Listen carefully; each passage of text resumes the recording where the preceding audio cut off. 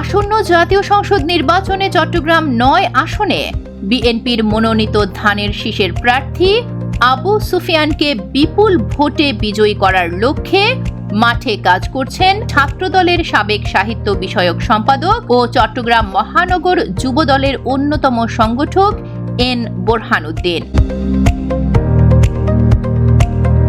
৯ ফেব্রুয়ারি সোমবার সকাল থেকে চট্টগ্রাম ৯ আসনে চট্টগ্রাম মহানগর যুব দল সংগঠক এন বোরহানুদ্দিন সক্রিয়ভাবে প্রচারণা চালিয়ে যাচ্ছেন।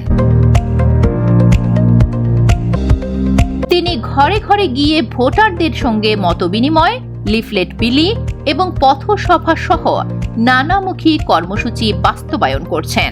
এ সময় চট্টগ্রাম মহানগর যুবদল সংগঠক এন বোরহানুদ্দিন জানান, আবু সুফিয়ান একজন পরীক্ষিত, জনবান্ধব ও ত্যাগী নেতা হিসেবে তিনি চট্টগ্রাম ৯ আসনের উন্নয়নে গুরুত্বপূর্ণ ভূমিকা রাখবেন বলে তারা আশাবাদ ব্যক্ত করেন তিনি। সেই সাথে তিনি আরও বলেন, ধানের শীষের প্রতীক দেশনায়ক তারেক রহমানের প্রতীক, এটি বেগম খালেদা জিয়ার প্রতীক, এটি শহীদ প্রেসিডেন্ট জিয়াউর রহমানের প্রতীক, এটি এই দেশের আপামর জনতার আস্থার প্রতীক।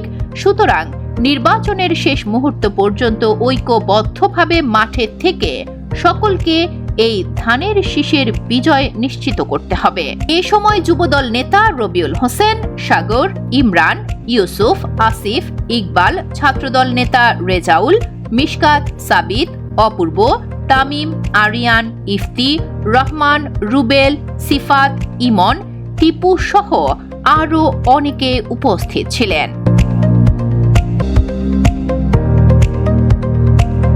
Desk report 24।